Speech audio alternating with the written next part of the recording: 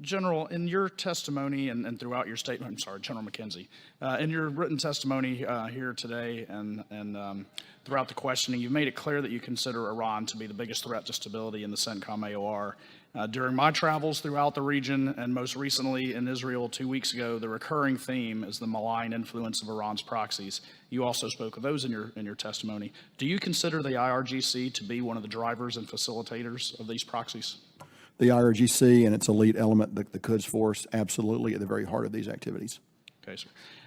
It's been reported, and as recently as yesterday in the press, that the Biden administration is considering delisting the IRGC as a terror organization. I know that decision involves a lot of factors that are beyond your lane, but strictly on your military advice, do you think that would be a good idea? I'll defer on that one. I would not. I think they certainly are very disruptive and dangerous in the region. That remains my best military advice, and we should treat them like that. And if they are emboldened or strengthened, do you think that would make them a more formidable? I think anything you do to embolden or strengthen them would have a negative effect across the region. Sure, okay.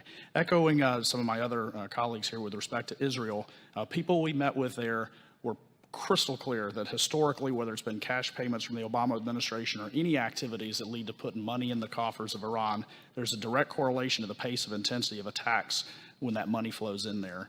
Is it your opinion that buying Iranian oil and lessening sanction on Iran would lead to an increase in IRGC activity?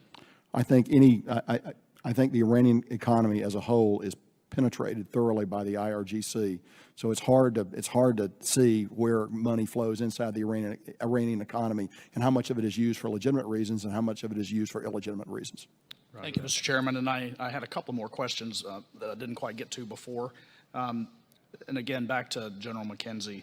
As Chairman Smith had noted, Iranian terror activity has been significant whether there's a JCPOA in place or not.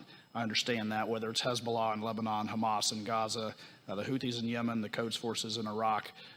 The common denominator is the neighborhood bully, and I hate to use that expression because it's obviously a lot more significant than that, but they're the bad guys. They're the bad actor in the neighborhood. They're the ones that want to destabilize everything. I hate to ask this. I wouldn't normally ask this question, but because I understand your place to provide advice and counsel to the administration. But based on the way things unfolded in Afghanistan and knowing now the questions we were asking and weren't getting answers to before things are coming out, that there was a lot of advice provided by the Pentagon that was not heeded by the administration. So before we get this treaty that the administration seems really bent on getting back into place, I think it's really essential that the details are discussed. Has the White House engaged you for your regional security expertise in the negotiation process of this Iran deal?